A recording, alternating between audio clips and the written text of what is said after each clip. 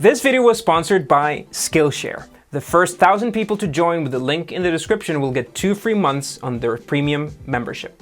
Skateboards have always been cool, but when someone decided to put a motor in them, they became even cooler, hazards aside of course. And with this latest trend of micro-mobility and last-mile vehicles, it might come as a surprise that the first motorized skateboards exist since the early 70s. But in recent years, millennials have taken to electric skateboards and scooters to move about and upload TikToks while doing so. And this is largely due to one company, Boosted. Yes, other motorized boards existed before, but Boosted elevated the game. They took an old idea, made it slick, pretty, and high quality. The control system was easy to use, and as a company, they sought to form strong bonds with their customers. But in March 2020, Boosted laid off many of its employees and sought a buyer. So it begs to wonder, if this company had successful products with millions in investment, a cult-like following, and even the endorsement of one of YouTube's biggest stars, why did it fail? Sure, there was the China-US trade war thing, but was that all of it? Not quite.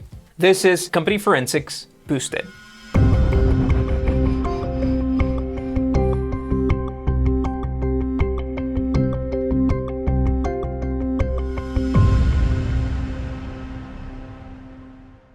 Stanford engineer students Sanjay Dastur, John Ullman, and Matthew Trant came up with the Boosted brand of electric skateboards in 2012, though they had toyed with the idea for years. They wanted an electric skateboard that was portable, lightweight, and easy to use. And their idea was so well conceived that it was backed by Stanford's own StartX accelerator program and then went to a very successful Kickstarter campaign with a goal of $100,000. In just 24 hours, they reached the goal and ended up with over $460,000 in pledged money. Not only that, but they also graduated from the Y Combinator program, a hotbed for innovative products and a source of a lot of our forensics videos. Anyways, having succeeded in getting investors, Boosted launched its first products, the Single, the Dual, and the Dual Plus boards in 2014. The models had 1 or 2 motors and varied in range, power, and of course, price. Part of their almost immediate success was their outstanding quality and attention to detail. Reddit users consider them the Apple of e-boards. This meant that compared to other brands, Boosted boards weren't cheap, as models went from $1,000 and above. Still, people bought them, and the company was working hard on its second generation of e-boards, which had more power, improved aesthetics, and more sizes. Once again, Boosted boards garnered a cult-like status. Writing groups, Reddit threads, YouTube channels. You name it, Boosted was there. And right around this moment, they got a $10 million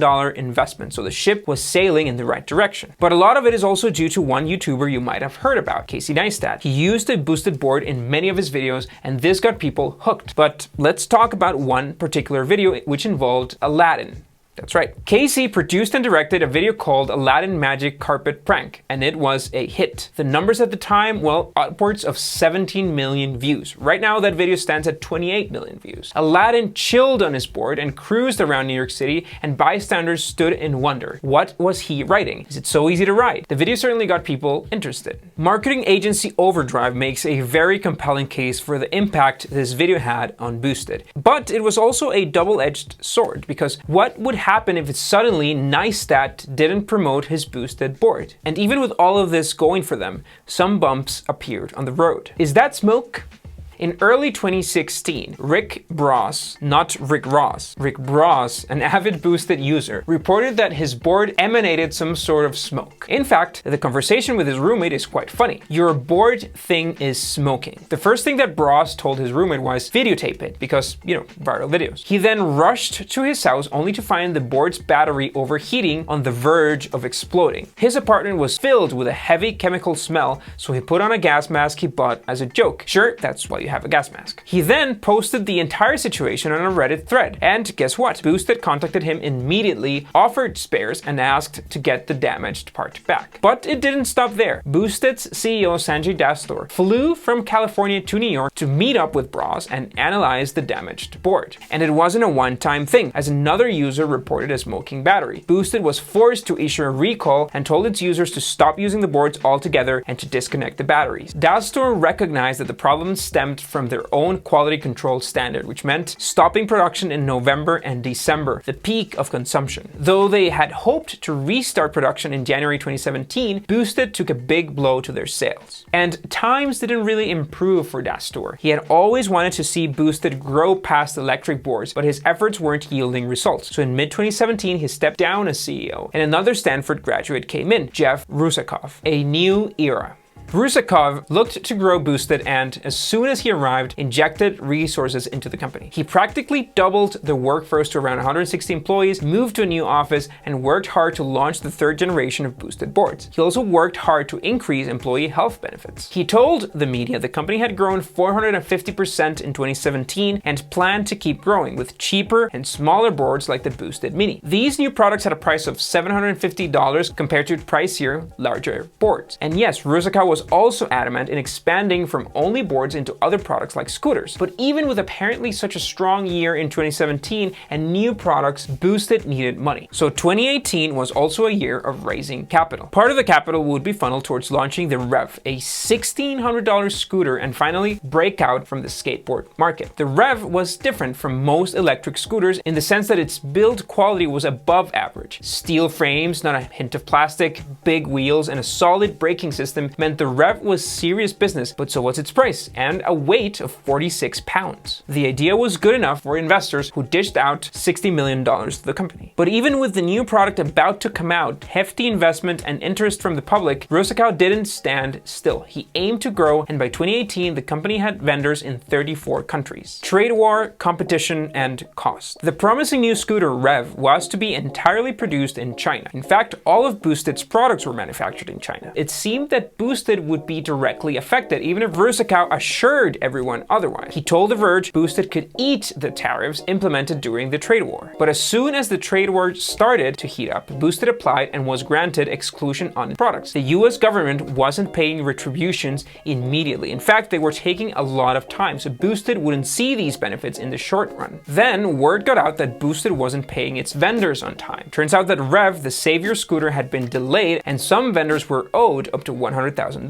Plus, it's not like they weren't other scooters in the market. Competition from Asia meant cheaper options were available, which weren't all that bad. So in reality, Boosted was stalling in a very fast-moving market. Cost cuts and downfall. By this time, Boosted was a big company. Most of its around 150 employees were engineers, commanding good salaries, and this meant a hefty chunk of change just on payroll. And yes, their products were great, but micromobility is still a niche market with stiff competition. Reverse engineered products coming from China, ironically, filled the market, and some cost half as much. So in order to stay alive, in late 2019 and early 2020, the company started shedding costs. They reduced employee benefits such as providing lunch. They instead cordially asked the employees to bring their own lunch to work. And this might seem like a small change, but it was an indicator of how things were doing. The company then lost many of its top management. The CMO left, then the VP of engineering, then the VP of quality, the VP of operations, and the customer experience manager, just to name a few. Signs were pointing to